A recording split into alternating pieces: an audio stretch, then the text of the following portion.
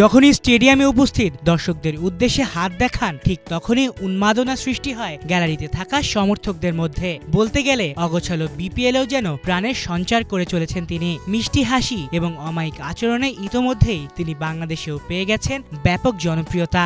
বলতে গেলে চলমান বিপিএল এ সবটুকু আলোই কেড়ে নিয়েছেন। কাজ করছেন চিটাগং কিংসের সঞ্চালক হয়ে। হ্যাঁ দর্শক, বলছি ইয়াশা সাগরের কথা। চলমান বিপিএল এর শুরু থেকেই ভাইরাল এই নারী সঞ্চালক। আসলে কে ইয়াশা, চলুন জেনে আসা যাক। বিদেশি ফ্র্যাঞ্চাইজি লিগগুলোতে অনেক দলই নিজেদের জন্য নারী সঞ্চালক নিয়োগ দিয়ে থাকে, তবে বিপিএল এর আগে তা দেখা যায়নি। যদিও ইয়াশার জন্য বিপিএলই প্রথম না, এর আগেও বিভিন্ন ফ্র্যাঞ্চাইজি টুর্নামেন্টের সঞ্চালনার দায়িত্ব পালন করেছেন। গত বছর কানাডার গ্লোবাল টি20 টুর্নামেন্টে তার উপস্থিতি ক্রিকেট প্রেমীদের মধ্যে বেশ আলোড়ন সৃষ্টি করেছিল।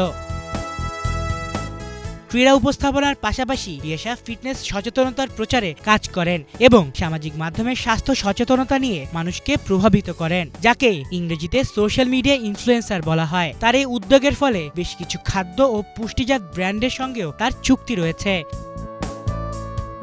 কানাডিয়ান মডেল হিসেবে পরিচিত হলেও ইয়াশা সাগরের শেকড় ভারতে। 1996 সালের 14 ডিসেম্বর ভারতের পাঞ্জাবের লুধিয়ানায় জন্ম তার। ফ্র্যাঞ্চাইজি টুর্নামেন্ট ছাড়াও পাঞ্জাবের মিউজিক ইন্ডাস্ট্রিতেও কাজ করছেন তিনি। অন্যদিকে বিপিএল এবারের আসরের জন্য চট্টগ্রাম কিংস তাদের ব্র্যান্ড অ্যাম্বাসেডর হিসেবে যুক্ত করেছে পাকিস্তানের সাবেক কিংবদন্তি শহীদ আফ্রিদিকেও। Arif Chowdhury, Bangla vision sports desk.